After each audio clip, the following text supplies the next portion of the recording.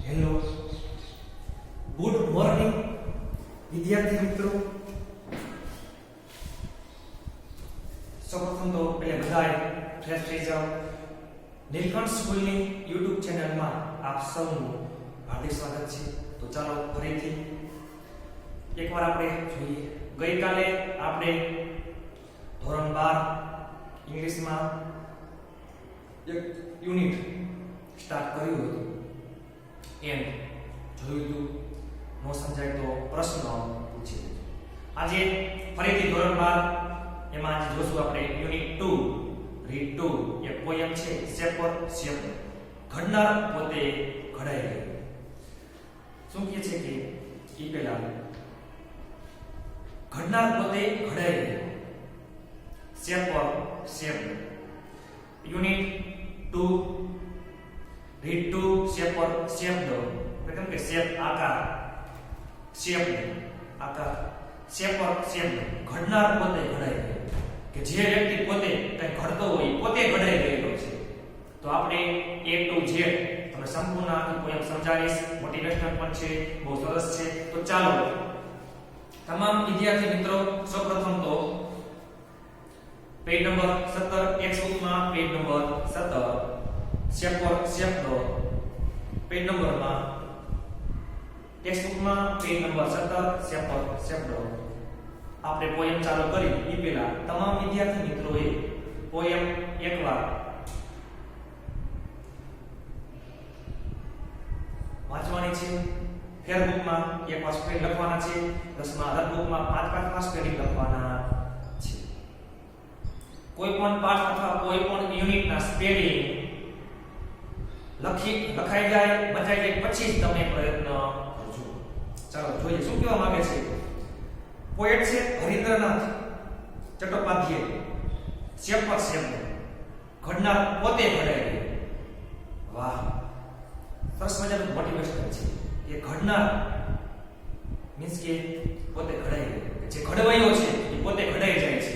Just example, આ વિશ્વમાં સમગ્ર સૃષ્ટિમાં કોઈ પણ વ્યક્તિ એવો નહીં હોય કે એને બધું આવડતું હોય. એ કોક પાસેથી શીખવું હોય, કોક પાસેથી એની અનુભવ લીધો હોય. જસ્ટ એક્ઝામ્પલ, હું પોતે એક શિક્ષક છું. હું તમને બધાને જ્ઞાન આપું છું. તો હું તમને જ્ઞાન આપું છું તો હું પોતે તમારા જ્ઞાનને ઘડનાર હું પોતે છું. એટલે હું તમારા માટે એક ઘડવૈયો છું.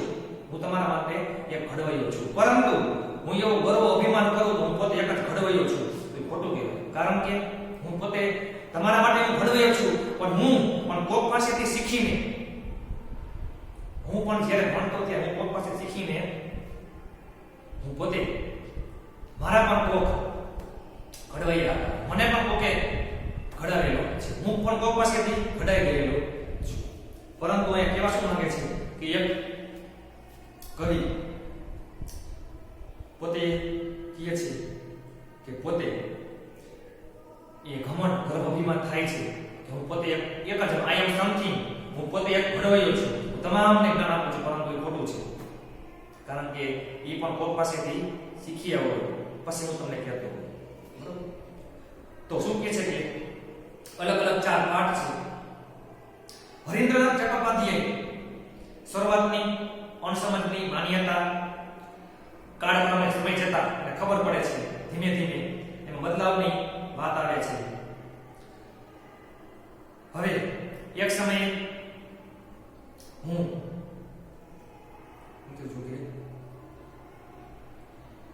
પોતે એક કુંભાર છે. એ પોતે એમ કહે છે કે હું માટીને હું ચાકડા પર માટીને ધારી શકું એવો ઘાટ આપી શકું છું. એક કુંભાર પોતે એમ કહે છે, આ એક કવિ છે, અંદરના દિલની વાત કહે છે કે હું માટીને ધારું એવું ઘાટ આપી શકું છું. એવો વહેમ, એવો પોતાનો ગર્વ અભિમાન છે. અને પોતે એમ કહે છે કે હું પોતે ઘડવાયો છું. પરંતુ ધીમે ધીમે જેમ એની અંદર સમજણ આવે છે, ધીમે ધીમે એને સમજા શકતા આવે છે, સૂઝ આવે છે, ત્યારે પોતે એમ કહે છે કે ના, હું ઘડવાયો નથી. કારણ કે હું પણ કોક પાસેથી શીખેલો છું. મને પણ કોકે શીખડાવેલું છું. હું પણ પોતે ઘડવાયો નહીં, પરંતુ એ ઘડાનાર માટી છે કે જેમ હું માટીને ઘડું છું ને એ રીતે હું પોતે પણ એક ઘડાનાર માટી છું, કારણ કે મને પણ પોકે બીજાએ પોકે મને ઘડેલો છે, ત્યારે હું બધાને ઘડી શકું છું. સમજાય? હું પોતે એમ કહું હું ઘડવાયો છું તો ખોટું કહેવાય. તમારા માટે ઘડવાયો છું પણ મને પણ પોકે ઘડેલો છે. હું એમ કહું હું પોતે ઘડાનાર વિદ્યાર્થી છું. હું પછી તમને જ્ઞાન આપું છું. પછી હવે બીજા એમ કહે છે કે હું પોતે એક કવિ છું, હું પોતે ધારું એવા ગીત ગાઈ શકું છું, રચી શકું છું, અને મારા ગીત સાંભળતા સાંભળતા લોકો પોતે જેને કહેવાય ને કે મારા માનવ મનને સ્પર્શી જાય છે. પોતે એમ કહે છે કે ધીમે ધીમે એમ કહે છે કે હું એક ગીતનો રચના એ પોતે એમ કહે છે હું એક ગીત રચું છું, પરંતુ ધીમે ધીમે સમય જતા ખબર પડે છે હું ગીત રચના નથી, પરંતુ હું પોતે એક ગીતના શબ્દો છું. કારણ કે મને પણ આ ગીત અથવા મને પોતે સલાહ આપેલી હોય, મારા પણ કોઈ ગુરુ હોય, તો હું પણ પોતે એક ઘડનાર પોતે ગીત છું, મને પોતે ઘડેલો છે. તલવાર ની વાત કરવામાં આવી છે. ત્રીજા પેરેગ્રાફમાં તલવારની વાત કરવામાં આવી છે. એમ કહે છે કે સેંકડો હજારો યુદ્ધ ભૂમિમાં ઝળહળતી ફતેહ કે જેને વિજય એવી તલવારો બનાવી શકું છું. એમ કહે છે કે પોતે એવો ગર્વ અભિમાન કરે છે કે તલવાર છે ને પોતે હું બનાવું છું. ત્યારે પોતે એમ કહે છે કે યુદ્ધ ભૂમિ જો કરું છું તો બધું બરોબર, પણ તલવાર ઘડનાર પોતે નથી, કારણ કે મને પણ પોકે બનાવતા શીખડાવી છે. તો હું તો ખાલી માત્ર ઘડાનાર તલવાર છું. પછી પોતે સ્વપ્ન જોવે છે. એમ કે સ્વપ્ન હું પોતે બનાવું છું, પણ પછી એને સમય જતા ખબર પડે છે કે હું સ્વપ્ન નથી બનાવતો, ઈશ્વર બનાવે છે. તો ખાલી માત્ર એક પોતે હું એક સ્વપ્ન છું. બરોબર? તો વાત કરવામાં આવી છે. આપણે વન બાય વન પછી જોઈએ. બધા વિદ્યાર્થીઓ page number 17 ready let's start. ચાલો જોઈએ. In days gone by I used to be a potter who will fill. Potter કુંભાર days would fill. એમ કે છે કે in days gone by I used to I plus used to plus to આવતું હોય ને ભૂતકાળનું હોય.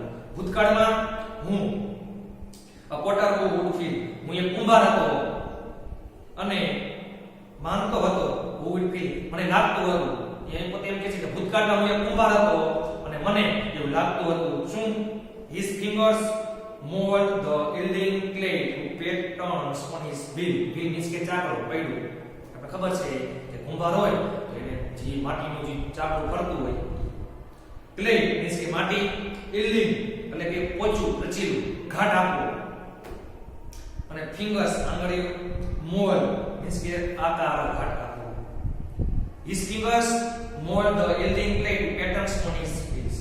શું કહે છે કે મારી આંગળીઓ આ લચીલી માટી પર, પોચી માટી પર, મારી આંગળીઓ પોચી માટી પર, ચાકડા પર જુદા જુદા ધારે એવા ઘાટ આપી શકે છે. But now through wisdom let me on ડહાપો get pride yes died away. પરંતુ હવે પાછળથી સમય જતા મને સમજાયું કે મારો ગર્વ અભિમાન ઉતરી ગયું છે. કારણ કે પોતે ભૂતકાળમાં એક જે કુંભાર હતો એ પોતે એવું માનતો કે મારી આંગળીઓથી હું ચાકડા પર, માટી પર ધારો એવો ઘાટ આપી શકું છું. પરંતુ સમય જતા એને ખબર પડી કે પોતાને ગર્વ અભિમાન ઉતરી ગયું. શું ખબર પડી? I have ceased. Cease means કે અટકી જવું, મરી જવું. To be the potter and have learned to be the clay. ભાઈ એમ કહે છે કે હવે હું ઘડવાયો મટી ગયો છું, અટકી ગયો છું. એટલે હું પોતે ઘડવાયો નથી, પરંતુ મેં હવે માટી બનવાનું શીખી લીધું છે. એટલે પોતે એમ કહે છે કે હવે મારો ગર્વ અભિમાન હતો, મને એમ લાગતું હતું કે હું પોતે એક કુંભાર છું અને ધારો એવો ઘાટ આપી શકું છું. પરંતુ હવે ધીમે ધીમે મને હવે ગર્વ ઉતરી ગયો છું અને હવે હું ઘડવાયો અટકી ગયો છું અને ધીમે ધીમે હું માટી બનવાનું શીખી લીધું છે. ચાલો બીજું. In other days I used to be a poet through whose pen innumerable songs would come on. Innumerable, અસંખ્ય. In other days I used to be a poet through whose pen innumerable songs would come. Innumerable, અસંખ્ય, લાખો. ગત દિવસોમાં, ભૂતકાળમાં હું એક કવિ હતો કે મારા પેનથી અસંખ્ય કાવ્યો ઉતારતો. To win the heart of man, કે કાવ્યથી લોકોના દિલ જીતી લેવો. પોતે એમ કહે છે હું એક કાવ્ય હતો અને હું મારા પેનથી અસંખ્ય ગીતો ઉતારતો અને જેના કારણે હું લોકોના દિલ જીતી લેતો. But now through new get knowledge which I had not had so long. પરંતુ હવે નવા વિદ્યેલા જ્ઞાનથી ધીમે ધીમે સમય જતા નવા મેં મેળવેલા જ્ઞાનથી હવે અત્યાર સુધી જે મને લાગતું હતું કે મેં હું પોતે એક કવિ છું. I have ceased to be the poet and have learned to be the songwriter. હવે હું પોતે કવિ બનવાનું મટી ગયો છું અને હું એક પોતે ગીત લખવાનું શરૂ કરી દીધું છે. એટલે જેને ગર્વ અભિમાન હતો પોતે એમ માનતો હું એક ઘડાના એક ઘડવાયો છું, ગીતનો ઘડવાયો પોતે છું. પછી સમય જતા એને ખબર પડી કે હું ઘડવાયો નથી, હું પોતે એક ઘડનાર ગીત છું. I was a fashioner of swords in days that now are gone. Fashioner of sword, sword means કે તલવાર, fashioner means કે ઘડનાર, બનાવનાર. In days that now are gone. શું કહે છે કે હું એક સમયે એક કુશળ તલવાર ઘડનાર હતો. પોતે એમ કહેતા હું તલવાર ઘડું છું. હવે એ દિવસો વહી ગયા છે. which on a 100 battlefield, યુદ્ધભૂમિ, glitters and gleams and so on, ઝબકવું ચમકવું. શું કહે છે કે હું એક સમયે એક કુશળ તલવાર ઘડનાર હતો, પરંતુ હવે એ દિવસો વહી ગયા છે જે સેંકડો યુદ્ધભૂમિ પર ઝબૂકી છે, ચમકી છે, પણ હવે મારામાં છલકાય છે. But now that I am living with the silence of the world. પરંતુ શું કહે છે કે હવે મને ઈશ્વરની શાંતિમાં એ છલકાય છે. હવે મને એ કઈ ગર્વ અભિમાન ઘમંડ છે નહીં. I have ceased to be a sword maker. મેં હવે તલવાર ઘડનાર મટી ગયો છું. I have learned to be the sword. અને મેં શીખી લીધું છે તલવાર બનાવવાનું. એટલે પોતે જે તલવાર બનાવતો પોતે એમ કહે છે કે મને એવું લાગતું હતું કે હું આ તલવારનો ઘડવાયો પોતે છું, પરંતુ એમને આવડતું હોય કોઈ પાસેથી શીખી લીધેલું હોય. એટલે પોતે એમ કહે છે કે હવે હું પોતે એક ઘડાનાર તલવાર છું, હું પોતે ઘડવાયો નથી. In bygone times I used to be a dreamer who would hurl on every side on insolence of emeralds and pearl. તો bygone પસાર થયેલા, હર્લ ફેલાવવું, હર્લ મીન્સ કે ફેલાવવું, એમરલ્ડ નીલમ લીલા, પર્લ મીન્સ કે મોતી. હવે વીતેલા ભૂતકાળના વર્ષોમાં સ્વપ્નમાં હું રાસ્તો રહેતો અને મારા લીલા અને મોતીઓના માલિક હોવાનો સતત ગર્વ ઉભરાતો રહેતો. પાછળના વીતેલા વર્ષોમાં હું મારા સ્વપ્નમાં રાસ્તો રહેતો અને લીલા અને મોતીઓના માલિક હોવાનો મને ગર્વ રહેતો. But now that I am kneeling, kneel means કે ઘૂંટણ, પરંતુ હવે હું ઘૂંટણે પડી ગયો છું. At the feet of the Supreme, I have ceased to be the dreamer and have learned to be the dream. હવે હું સર્વશક્તિમાન પ્રભુ ઈશ્વર સ્વામીના ચરણોમાં પડી ગયો છું અને હવે હું સ્વપ્નનો રાજના પડી ગયો છું અને મેં સ્વપ્ન બનવાનું શીખી લીધું છે. પેલામાં શું હતું, જે કુંભાર હતો એ પોતે એવું માનતો કે મારા ચાકડા પર ધારો એવો ઘટ આપી શકું છું, પરંતુ સમય જતા એને ખબર પડી કે ના ના, હું પોતે ઘડવાયો નથી, હું પોતે એક ઘડાનાર માટી છું, કારણ કે મને પણ પોતે શીખવેલો છું, હું પણ ઘડવાયો છું. એટલે કે આનો અર્થ એવો સમજ લાગે છે ઘડનાર પોતે ઘડાઈ ગયો, ઘડનાર ઘડાઈ ગયો, કે જે પોતે ઘડે છે એ પોતે ઘડાઈ ગયેલો હોય છે, કારણ કે ઘડાઈ ગયેલો હોય એ પોતે ઘડી શકે. ધીમે ધીમે એમ કહે છે એક ઘડી હું મારા કલમથી અસંખ્ય ગીતો લખું છું કે જેનાથી લોકોના મન જીતી લેવું છું. હું પોતે એક કવિ છું, પરંતુ સમય જતા એને ભાન થાય છે કે હું કવિ નથી, પરંતુ હું કવિ નથી, પરંતુ હું એક રચના ગીત છું. ત્રીજી માં એમ કહે છે, ત્રીજા પાઠમાં હું એક કુશળ તલવાર છું, કુશળ તલવાર ઘડનાર પોતે છું કે જે સેંકડો યુદ્ધભૂમિ પર ઝબૂકી છે, ચમકી છે, પરંતુ હવે ઈશ્વરની શાંતિમાં મને સમજાઈ ગયું કે શું સમજાઈ ગયું કે હું પોતે એક ઘડાનાર તલવાર છું. હવે ઈશ્વરના વીતેલા વર્ષોમાં સ્વપ્નનો રાગ કર્યો હતો અને લીલા અને લીલા અને મોતીઓ માલિક હોવાનો ગર્વ થતો, પરંતુ ધીમે ધીમે મને ખબર પડી કે પોતે એક રચના સ્વપ્ન, હું પોતે એક સ્વપ્ન છું. બરોબર. ચાલો તો આમાં રચના એટલે મીન્સ કે ઘટના પોતે ઘડાઈ ગઈ. કઈ પ્રશ્ન હોય તો કહેજો. ઘટના પોતે ઘડાઈ ગયો એમાં એ કહેવા માંગે. ચાલો આપણે નો સમજાય પૂછી લેજો. પ્રશ્ન હોય તો કહેજો. પ્રશ્ન હોય તો મને કહેજો. પ્રશ્ન તમામ વિદ્યાર્થીઓ માફ કરજો, સ્પેલિંગ ફેરબુકમાં પાઠ્યબુકમાં લખવાના છે. નો સમજાય તો કહેજો. ઘટના પોતે ઘડાઈ ગયો. નીલકંઠ સ્કૂલની YouTube ચેનલને જો હજુ સુધી તમે સબસ્ક્રાઇબ ન કરી હોય તો સબસ્ક્રાઇબ કરજો, લાઈક કરજો, શેર કરજો.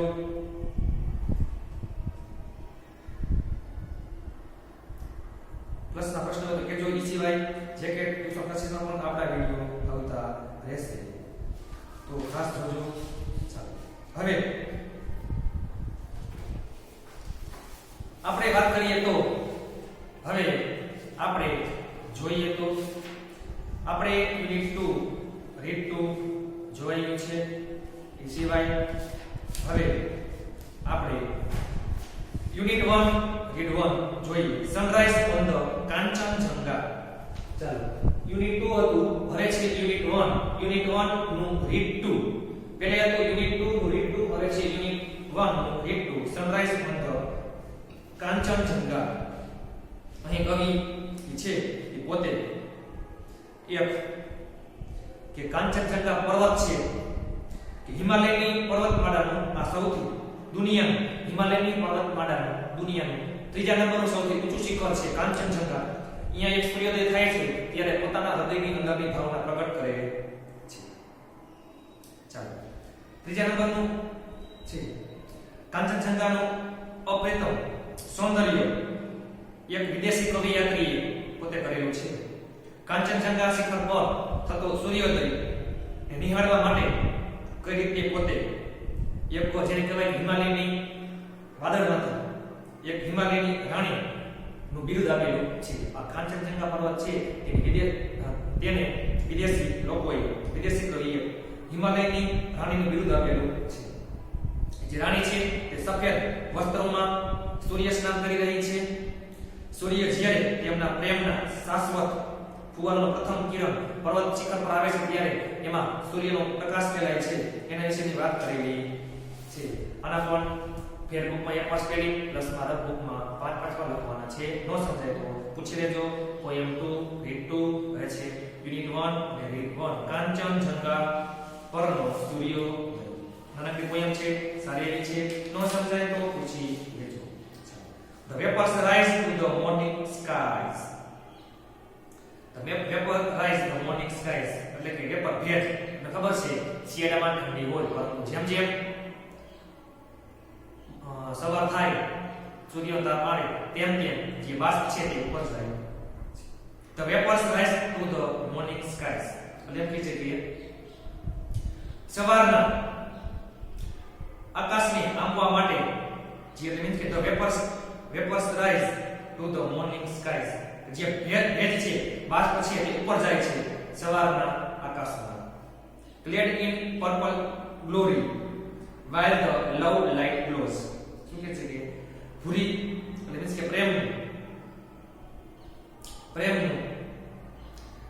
પ્રેમ પ્રકાશનો જ્યારે પુંજ પથરાય છે. while જ્યારે પ્રેમ પ્રકાશનો પુંજ એટલે કે સૂર્યપ્રકાશનો કિરણ છે તે ફેલાય છે ત્યારે ભૂરી આકાશ ને આંચળ ઓઢવા માટે પ્રેમનો પ્રકાશ છે.